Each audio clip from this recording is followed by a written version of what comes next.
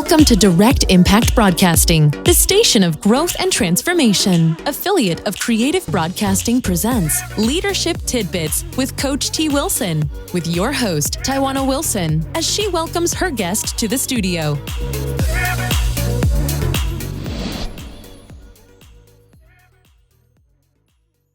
Welcome to Leadership Tidbits with Coach T. Wilson. I am your host, Tywauna Wilson. A little bit about myself. I am your award-winning leadership maven, medical laboratory scientist by background, best-selling author, owner and chief leadership coach at Trendy Elite Coaching and Consulting Services, executive director with the John Maxwell team, Maxwell DIS certified consultant, Send Out Cards referral partner, and co-owner of Direct Impact Broadcasting radio station. Before we bring on my special guest, I want to share a few announcements. There are still a few days left, actually 1 day left, to apply for the Leadership Tidbits book collaboration. We are looking for diverse leaders from all industries able to provide nuggets of wisdom in the realm of leadership, personal growth, and communication. That deadline is tomorrow. We already have some amazing trailblazers who have signed on, and we are just looking for a few more. For more information about the project, please email Leadership Tidbits Book, all one word, at trendyelitellc.com. Also, thank you to my media mentors, Miss Ashley Little and Miss Kimberly McLemore of Talk Radio and TV Network LLP. Today's special guest, Dr. Sharon H. Porter. Dr. Sharon H. Porter resides in Washington, D.C. area. She is the president of FHP Enterprise, the umbrella entity for the Perfect Time FHP LLC coaching, consulting, and book publishing firm, the Grind Entrepreneur Network, and Write the Book Now. She is the host of the I Am Dr. Sharon Show and host and creator of 5 podcasts. Dr. Sharon is the executive director of the Next in Line to Lead Aspiring Principal Leadership Academy. Dr. Sharon is the author of The Power of Networking, How to Achieve Success with Business Networking, Next in Line to Lead, The Voice of the Assistant Principal, Class of 2017, What's Next?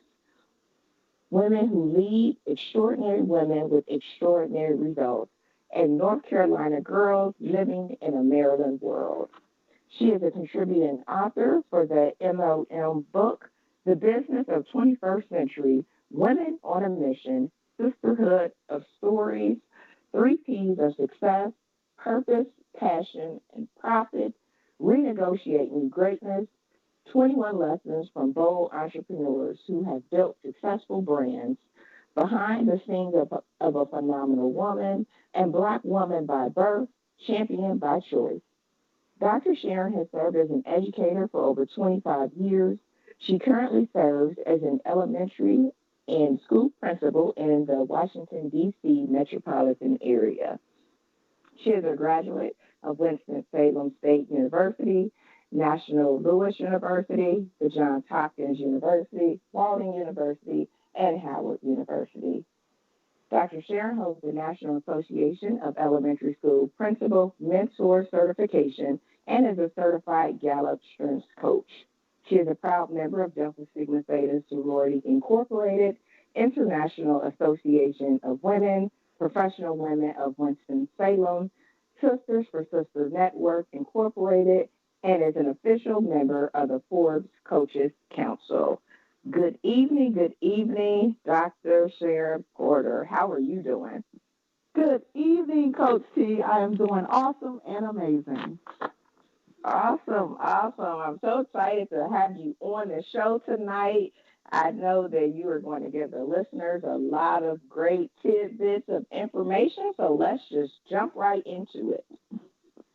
Thank you. Dr. Sharon, can you tell the listeners a little bit about your leadership journey and how did you get to where you are today? Well, Coach T, I started my educational career as a classroom teacher, actually, but I held a variety of positions in K-12 education intentionally. And so it was really my fourth grade teacher that really motivated me and inspired me to become an educator. And so I just love the level of care that she demonstrated, and I just took that with me and became an educator after graduating from Winston-Salem State University. After relocating from North Carolina, I taught in Charlotte for a few years and just was ready for a change. So I relocated to the Washington, D.C. area, and my eyes were open. You're talking about progressive African Americans in this area. It was so motivating. I had to do more and I wanted to be more. And so I just continued my educational career, became an entrepreneur, and just everything started blossoming once I moved to this area almost 30 years ago. Wow. So you took a chance, you decided to move, and from there on, been able to blossom in not only education, but also in the entrepreneurial space. Which, Absolutely. It's the environment. that's awesome. Like you're in a think tank environment where you're just able to grow and excel. So that's awesome. Absolutely. Our leaders, they come from all walks of life with vastly different backgrounds and strengths, qualities, and experience. What strengths and qualities do you feel are important to thrive as a leader in the world of education, especially when you're working with your colleagues who may be new teachers, new in education, as well as with our young people, with the students? Absolutely. I would have to start out with effective communication. And we hear that quite often, but truly effective communication, that includes listening, that also includes motivating, inspiring, and being a transformative leader. We have to be able to change lives, impact, and influence. And I think that is crucial into being an effective leader. In addition to that, I think a leader needs to be competent, knowledgeable, and resourceful. And I actually use all three of those together because one of the things that people think is you have to know it all. And as a leader, you do not. You have to be competent and knowledgeable about some things, but the major thing is being resourceful, knowing where to go to get the information if you don't really have that information there for you. So I would definitely say effective communication, competent, knowledgeable, and resourceful are all important criteria for effective leaders. That's good information. That is absolutely correct. Sometimes as leaders, we feel like we have to know it all, but you're right. That's the whole purpose of being on a team where you Right. don't have to know it all. Exactly. Exactly. So do you feel like you have to have anything different when you work with your students? Especially in today's, I know education is quite different from when I was in grade school, but do you feel like there's other strengths or qualities that's been beneficial, especially as you have our young people at the elementary school level?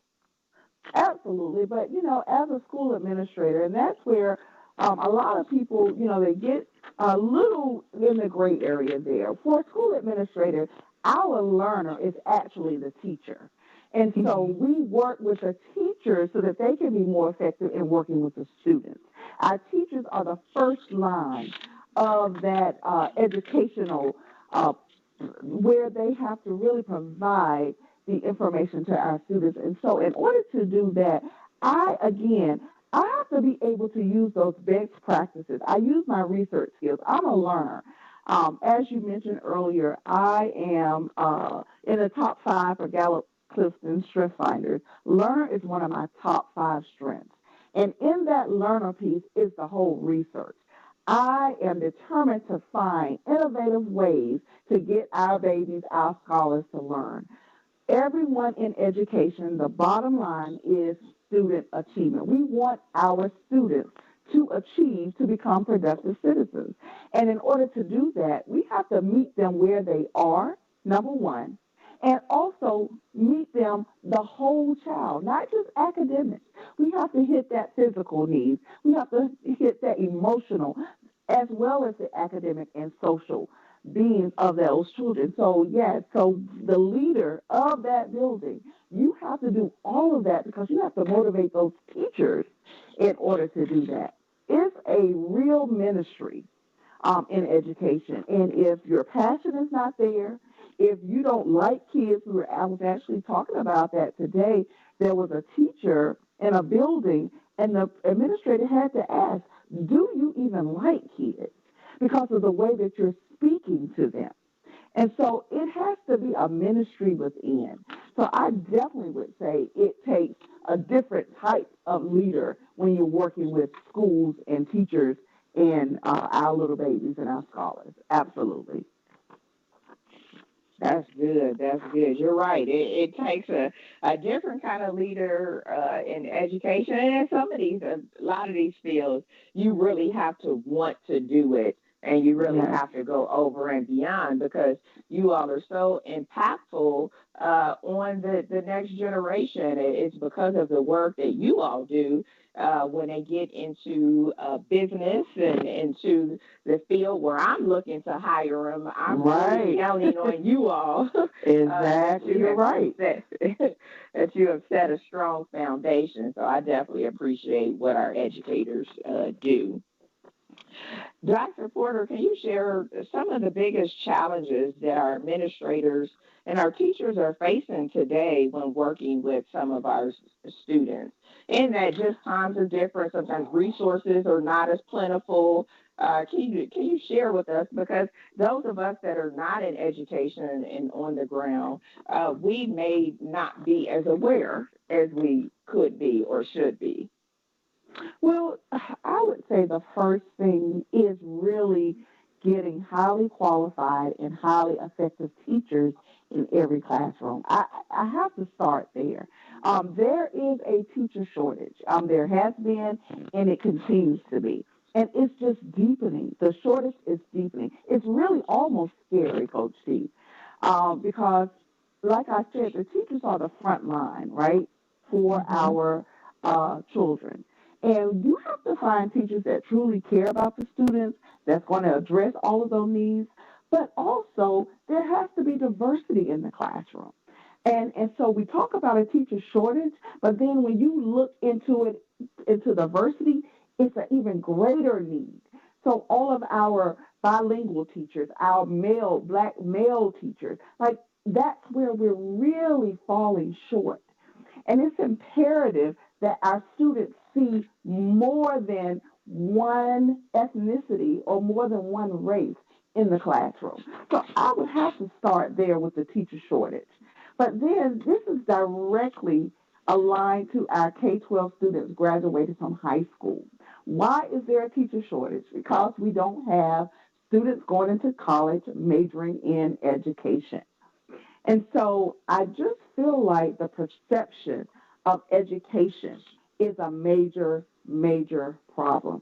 There is still a negative perception as to what educators do and the value of education. And so you take it career day. I'm sure you remember career days in your schools, right? You I can do. find every career that's being represented except for education. And I just think that is a pitfall. We have to show our students that education is a viable career because it is the start of every other career that's out there. And so we have to start early on. There is a Future Business Leaders of America club, probably in every high school, FBLA. I was even a part of it. But where are the Future Teachers of America clubs? They're Mm-hmm. non existent. So we have to really tap into our resources. That's our high school students that are graduating, going into college. Yes, there are other amazing careers that they can do and go and be. We want to encourage that as well. But we also have to uplift our own career, education, our own industry. So I would just think that is a major, major issue that we're facing today is finding quality teachers. in our classroom. We need that. We need that for our future. So it's just imperative. It really is. That makes sense because I can remember all of those career days, but I don't necessarily remember there being any educators on the panel. I remember being in the fifth grade and I had a banker, so I was like, "Oh, okay, this is neat." Right. But I don't. So that is a great point. Yes. And great thing. I'm not even sure, how widespread the career days are still actually happening in the They're school. happening. Yeah, they are definitely happening. The big thing now is, of course, college and careers. And so most people have now in school districts a whole department that dedicate themselves to that. And so it's very prevalent in schools. It still exists. But again, our own profession is not represented in those career days. And I just think Mm-hmm. that is, it really says something about why we don't have quality teachers today to put in front of our teachers. And so it's really interesting. I'm returning back to the schoolhouse as principal after 5 years of working in central office. And so, supporting the work, I supported new leaders, I supported new assistant principals and new principals. That work is vastly different from doing the work. And I've always acknowledged that. Now that I'm back on the ground, really, touching our babies and making sure that our teachers are doing what it takes, it's a whole different ball game. And so we have to make sure that we're putting our best in front of our scholars because again, our future depends on that. Absolutely, absolutely. You're absolutely right about that. So what are do you think are some strategies that we can employ or people in different industries can help as we are out talking with our young people? I know I work with a lot of young people in different programs to help them think about that as a career again. Right now, that everybody's pushing STEM or Hmm. STEAM, and so, Yeah. what are some of those things that we can do as community advocates to help at least reintroduce that as Absolutely. a viable, successful career? Yeah, it's really based on two things. Again, the perception of the educators, but that perception, that negative perception is really because of the salaries that the school districts and states are offering your beginning teachers. In some school districts, I'm in the Washington, D.C. area, which you have a very decent amount starting out as a first year teacher, but that's not everywhere. That's not the norm across the country. You are now getting out of school with mounds of student loans, right? That's the thing. You're mounds of student loans that you have to pay 6 months after you graduate. Sallie Mae is calling, right? Or Right. Navion, whatever. Hmm. They're calling. But if you're making $30,000 or $40,000 as a first year teacher, and you have to live somewhere on your own, that is just not. It's not going to work. Your average college graduate is going to look at that and say, "No, thank you. I Hmm. can't afford to be a teacher because I can't pay my bills. I can't live on my own. I'm not able to repay my student loan." So that's Hmm. the first thing. It's really policy changes. We have to value education more than we do in the United States. It's just the way it is. And so your new teachers, they either have to have 3 and 4 people, roommates together, working part-time jobs. Like, if you don't have to do that, then they don't want to do that, right? I wouldn't want to Hmm. do that. Right. So that's really where it has to start. You have to value education, and you put that value by the amount of money that you pay your teachers. So it's attached to the value. And, you shouldn't have to move out of the classroom to become an administrator to then see your six-figure salary. It should happen sooner rather than later. That's why we either get them, we recruit them, but then we don't retain them. We're hiring 12 to 1,500 teachers every year. So recruitment and retention, it goes together. It does you no good to recruit if you can't retain. Mm-hmm. So it really means attaching that value, paying teachers what they truly deserve so that they can do what they need to do, and then we can attract those individuals with the knowledge to be able to impart in our students. It's all about the value and the attachment of the salary. I just believe that. That absolutely makes sense. Absolutely. Yeah, being able to recruit and retain, you're right, because I have a lot of friends that are educators that, they got into it and, within 5 years they were out of it, for some of those various reasons that you mentioned above. Absolutely. With success comes learning lessons. It's important for our next generation of leaders to not only hear about our success, but also hear about our failures. Can you share with the listeners some of your failures and the learning lessons that you gained from it? I often share this story because it was absolutely pivotal in molding me into the person that I am today. It was when I started my doctoral journey in 2006. It takes about 3 years generally to finish your doctoral degree. And so your coursework is about 2 years. And so I finished that 2008. I had finished my coursework, and it was time to really focus on the dissertation. And my father passed October 2nd, 2008. And that totally stopped me in my tracks. I was left feeling hopeless. I was left feeling empty and confused, actually. I didn't quite know what to make out of all of this. And so I really just stopped. My motivation stopped. Everything stopped. And I went on for several years. Now, mind you, I started in 2006. 2011, I ended up relocating back to North Carolina for 2.5 years. And so this is all while I am continuing to pay student loans, but doing nothing as far as this program goes. And so 2012 comes. So this is 6 years, Coach T, that I'm paying those student loans, and 3 years that I'm doing nothing. My advisor contacted me and basically said, you have to make a decision because you're now at the cutoff. You've spent 6 years in this program.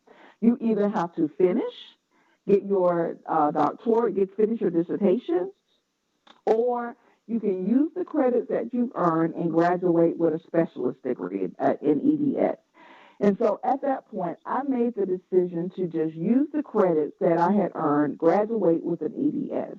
But when I tell you, I failed like a complete failure. That was the first time in my life that I really felt like I had not attained a goal that I had set for myself, right?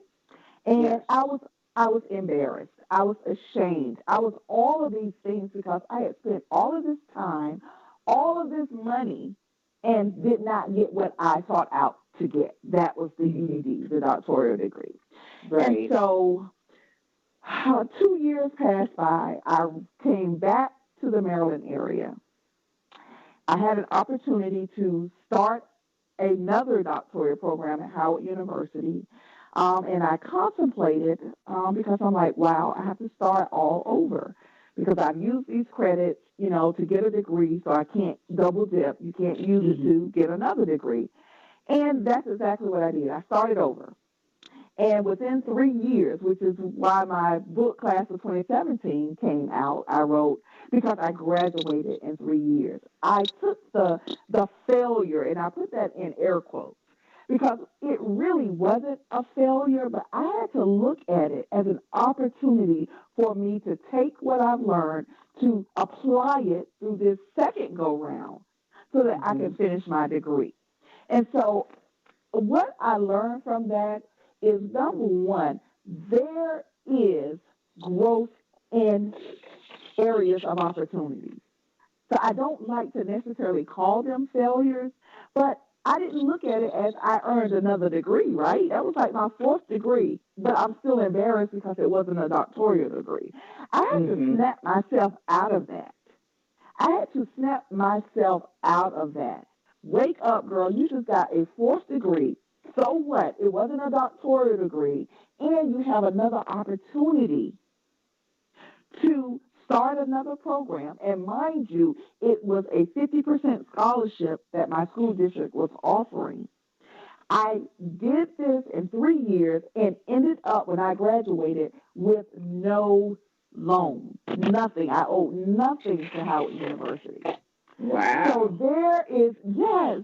So some of the things that you consider failures, you have to just look at them a different way.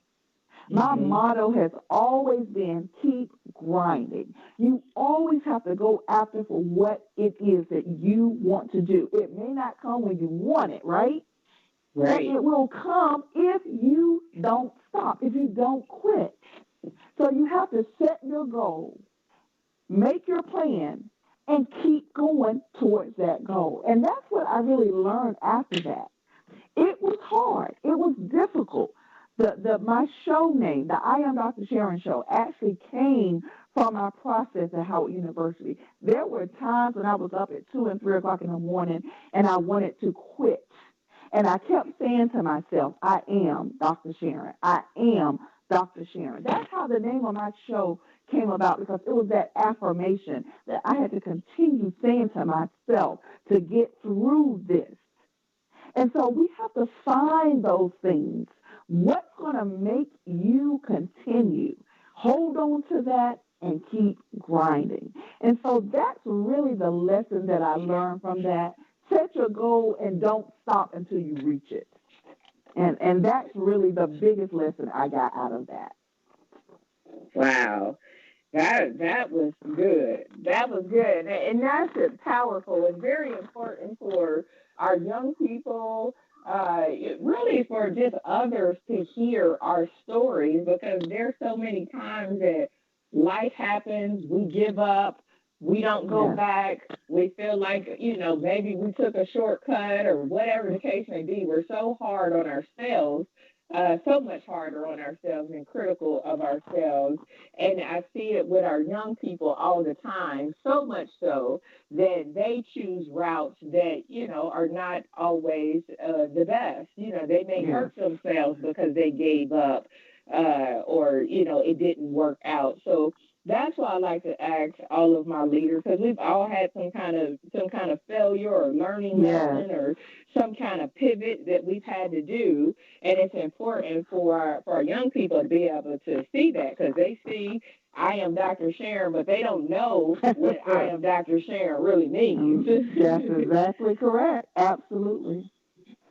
So that was awesome. I'm happy that you shared that with us, because that it happens more often than not when we have to, a dream deferred, as they say. Yes, so absolutely. That is awesome. Many people struggle with thinking outside the box and just finding ways to reinvent themselves out of their chosen profession. You've done a great job with this, with your career, your businesses, books, speaking engagements, podcasts. I mean, you just have really blossomed and done a lot outside of your, chosen career path. So what advice would you give to our listening audiences or on strategies for thinking outside the box and, maybe finding some of those opportunities or reinventing themselves? Sometimes we get into, our career and then we feel like we're stuck. And it's like, okay, well, what else can I do? Or can I do anything else? Yes, first of all, I would have to say, do not allow others' actions, others' words, their thoughts, or inactions to dictate what you do or what you don't do. People rely a lot of times on validation of others. I was stuck in that a few years ago.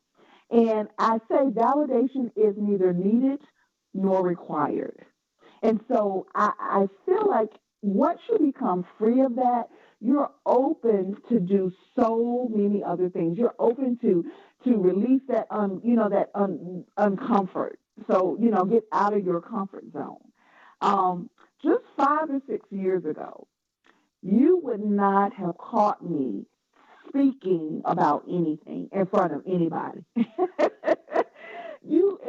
Let alone hosting a weekly show and speaking and all of these things. That was not me just 5 or 6 years ago. I am so full of ideas. And what I've learned is I don't let what I call the negative Nancy's, I don't let them steal my joy or kill my creativity. So the first thing I would say is make sure that you are sure about the people who are around you. I often say that everybody that's in your circle is not in your corner. And you have to know the difference. And so once you realize that, you know who your support people are. You know who you can go to when you have to talk over a few things, right? When things really are hard or when you need that listening ear. So be free to do the things that come to your mind. That's one thing. We get a lot of ideas, but we're so fearful to step out and do them because of what other people might think or say about it. Get over that. That's my first piece of advice. Don't get caught up in waiting for validation from other people. That's the first thing. The next thing I would say is try to align the things that you do.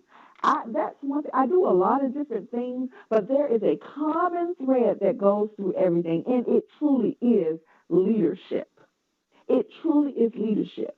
What I call my 3-point thrust, and my Taurus or Delta Sigma Theta know that that's familiar. I call it my 3-point thrust. I focus on educators, authors, and entrepreneurs. No matter what I do, those are the three populations that I focus on. Whether it's my coaching and consulting, that's what I'm focused on. Whether it's my media, that's what I'm focusing on. Whether it's my publishing and my authors, that's what I'm focused on. So it may seem like a lot of different things, but everything will fall under one of those three. And so if you have that common thread that's going through all the things that you want to do, it would make it a little easier because then it becomes easier to reinvent yourself. So I would just say, narrow that thing down. Do as much as you want to. Well, what is the common thread through there? That I would have to say is what has helped me so far. Do everything. My podcast. I have 3 different types of podcasts: educators, authors, entrepreneurs. My book publishing is the same way. And so, I just follow that so that I'm not stretched thin. Because like you said, I do have a career. I have a 9 to 5 that I have to work on. And so I have to make sure that there is some form of integration with all of that. Absolutely, absolutely. I absolutely agree with that. And don't be afraid to think outside the box. Don't be afraid to do different things. But you're right. You need to be able to tie it all together, Yes. in the different things that you are doing. And that just speaks to your brand, your personal brand, and those things that, or you are passionate about. Yes. So just a few years ago, you weren't talking in front of people. You weren't No, doing all not this. at all. What? Not at all. What? But Coach T, it is so funny because that goes back to the validation. It goes back to I was ashamed of my Southern accent. I'm from North Carolina. And I came to this Washington, D.C. metropolitan area. I was terrified of what people were going to say when I heard this Southern twang. I'm telling, and that it crippled me for years. I would not speak because of my Southern accent. And now I start my conversation out with it. I sound like I'm from North Carolina because I am from North Carolina. That's how I start out all of my talk. I just get it out of the way. because now I own it. I embrace every part of me, and I don't let that be a hindrance for me. That crippled me for years, for years. So I just own it now. That makes total sense. You were right. Don't wait for you were right. Don't wait for validation, and you need to stay in your own lane and keep moving forward. Because if you busy looking in all the other lanes, you gonna hurt That's yourself and somebody. So exactly. so that's what I say. Changing lanes and moving forward, and people will love you just the way you are. Either they will love you or they won't. That's it. That's right. Dr. Sharon, in addition to having an amazing 25-year educational career, you are a successful entrepreneur, as you said, with your Perfect Time SHP LLC coaching, consulting, and book publishing firm, the Grind Entrepreneur Network, and Write the Book Now, just to name a few. But can you share with the listeners a little bit more about your entrepreneurial endeavors and how you made that leap? Because in today's society, it's almost like, wow, you're an entrepreneur, like that's brave. But a few generations before us, everybody was an entrepreneur, had a family business. Yeah. So how did you make that? Yeah, It's so just so different. it is so different. You're right. You're absolutely correct. So the first thing was the Grind Entrepreneur Network. That was actually the first thing that I stepped out on. And it really, I came from the world of network marketing. That's the first thing. And I always make sure that I attribute that my thirst for more from network marketing. Those listeners who are familiar with network marketing know that it is some solid personal development that comes out of network marketing. And so it was really that inspired me to found the Grind Entrepreneur Network. I wanted it to be a network where entrepreneurs that included network marketers, because at the time I always saw where entrepreneur different groups would shun network marketers. They wouldn't include them in that. Like, no, we're not talking about network marketers. So I wanted something that was all inclusive, that we could be used as a network. And that actually now has evolved into my edupreneur space, where now I assist educators who want to take the leap as entrepreneurs. So I help and coach and consult them into doing that. Some of them are educational businesses and some of them not. I have had stand-up comedians come through there. I've had bakers come through there, jewelry makers. So different types. I find what their passion is, what they're talented, what their skills are, and then we start cultivating that into a business. So that's what the Grind Entrepreneur Network is currently. Perfect Time is the coaching for the books, for the book writing and for the publishing. Very simple. That has evolved over the years. It is now probably what I'm doing most often than anything now is through Perfect Time with the publishing. And my specialty is the book anthology. And so that's what I've been working on now for the last 3 years. So very excited about the evolution of Perfect Time. Write the Book Now is where I feature my authors through the podcast. Write the Book Now is the podcast for my authors and features that. And so I really took the leap because I knew that there was something more I wanted to do. And I tell my educators that we are so talented, so multi-skilled, that we have to set ourselves up for success. We can't give it all to a school or to a school district. What would you have left for yourself? And so that's what I teach my entrepreneurs. And that's really what it's all about. That's why I took the leap. I am just 5-6 years away from actually retiring from my school district. And I pray that in that 5-6 years, I'm still going to be ready and ready to move forward with my whole entrepreneur journey totally full time at that time. So you really can set yourself up for success when you make that leap into entrepreneurship. And I like to say the doorpreneur. You don't have to quit your 9 to 5 to jump into the entrepreneur space. You can certainly do it while you're doing it. It's a silent investor, and I tell people that. And so I teach them how to make that happen, to set yourself up for success.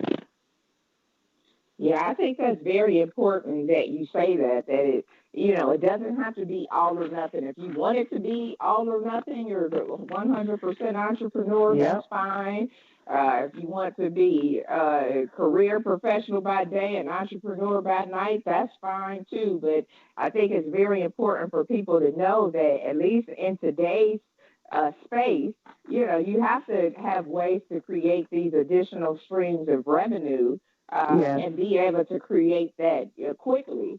I mean, a lot Yes. of us are so much more talented than we give ourselves credit for, and we just give our expertise away for free. And so I'm sure. And so it's exciting to hear that you are working with our educators and working with our authors and entrepreneurs to be able to help them create that additional stream. Yes. I'm excited, very excited to be working with you on one of your endeavors, the HBCU Experience Anthology Project. Yes. Very excited about that and all that it stands for. So can you share with the listeners a little bit more information about the project, kind of your vision or how you came up with the ideal and why these kind of projects are needed and necessary to ensure the continued success of our historically Black colleges and universities? Absolutely. This project is really near and dear to my heart, and I am just so overjoyed about what's about to happen. So it really started from Bennett College when their doors was about to close the end of last year, and they were really, pleading for donations to keep the doors open. And it just broke my heart. I did not go to Bennett, but as most people know, I am a HBCU advocate. And so I had a few of the local alumnus on the show, and we were able to raise a few funds and raise awareness, most importantly, about that. And so after they were able to raise, more than enough money, I just thought about what can I do? How can I use my platform on a larger scale to help all HBCUs? And so this is really how the HBCU Experience Anthology was born in my head. I reached out and began to look for graduates of different HBCUs to lead the effort in recruiting other alumni from their schools to share their positive experience of that university. And then what the cherry on top is, every Amazon sale will go directly back to that university. And what really brings me chills is to think about the impact we will have years to come. I am just overjoyed knowing that years after I am gone, that this legacy will be left for someone to carry on so that Perfect Time SHP, along with every lead author and contributing author, can say that they are continuously giving back to their university. I know that I could not do it out of my pocket like I wanted to. I give to my university as an alumni, as a dues-paying member, but I felt like I wanted to do more. And so in this way, we all can share that and be a part of that legacy that will forever donate to our university. And so I'm just excited about it. We have about 15 HBCUs represented now. About 4 will be published before the end of this year. And there will be a donation given even before any books are sold. And then as Amazon provide those royalties each month, they will roll directly over to those specific universities. So it is a heartfelt project that I am just overjoyed to be able to spearhead, and I just look forward to the publication of those books. And I want to say thank you for representing Kentucky State University and making people aware of the Kentucky State existence. I appreciate you and all of your contributing authors who have come on board to be a part of this project. Thank you. Thank you. Anytime that I can help bring exposure to my beloved Kentucky State University is a blessing, just because so many people don't even know that it's a HBCU. Yes. And so it's important to get that word out. It's important to be able to work with other alums to be able to raise money for the school. You know, it's not enough to wear your T-shirt, as That's we hear in other organizations in which we pay dues and stuff. It's just not enough to wear your shirt, and you can talk about, the school all you want. But at the end of the day, if the schools don't have the money to keep the doors open, all that talk is for nothing. So wow, I appreciate everything that you are doing and your vision and being a champion for this, because it made me go back and look. I'm like, okay, I am a dues paying member. I am, what can I do? Can I do more? And I'm all about being able to help give scholarships or whatever I can do. But I'm definitely putting my money and my time where as I talk. So in anything I do, whether it's the HBCU, Kentucky State University, and paying my dues, or the sorority and paying my dues, I got into them knowing that I was going to be physically and financially supportive. Yes. So I thank you for allowing us to have a larger platform to be able to bring awareness and raise money for the university. Because together, we are better. We are better. That's it. So in a time where we're asked to be our best, be great role models, great parents, and just be it all, it's easy to get stretched too thin. What advice would you give to our listeners who are struggling to maintain that balance as they are working and family and the side hustle or entrepreneurship and just trying to do everything? Yeah, absolutely. And with that, I believe that managing our time effectively is key. I just think it's the utmost importance. And time is the most coveted, most non-renewable resource that we have. And so we have to protect our time. I use Covey's time management matrix for everything that I do. I used to have to write it down, but now I can do it mentally, compartmentalize all of the tasks that I do. With this matrix, he uses the urgent and important, urgent and not important, not urgent, not important, and not urgent and not important. And so it is amazing if you really look at all of the tasks that you do. The things that are urgent and important are the things that we have to handle right away. Those are like the emergencies, the crises. So those things don't happen often. Those are things that come up and we have to handle them right away. And so we do that. But here's where we get sucked into our time. The things that are not urgent but important, urgent but not important, and not urgent and not important. So the quadrant 4, not urgent, not important, those are your time wasters. Those are things that you need to completely eliminate from your to-do list. You should not be doing those things. So if you look at all the things that you're doing and you have a bunch of things that are not important and not urgent, those are the things that's wasting your time. And then you have your things that you can schedule for the future. Those are the things that are not urgent, but they are important. But then you also have the things that perhaps you can delegate. If you're a business owner, maybe you can get your assistant to do those things or hire a virtual assistant to do those things that are urgent but not as important. So I just think that we have to departmentalize the things that we're doing, our tasks, and make sure that what we're doing is alignment with what we need to be doing. And if we do that, we can handle everything we need in life. There wouldn't have to be an issue of running out of time or doing things that, in a hurry that we need more time to do. I've mastered this time management matrix. People ask me, how do you do so many things?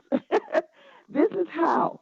I know in my mind what I need to be doing and what I refuse to do.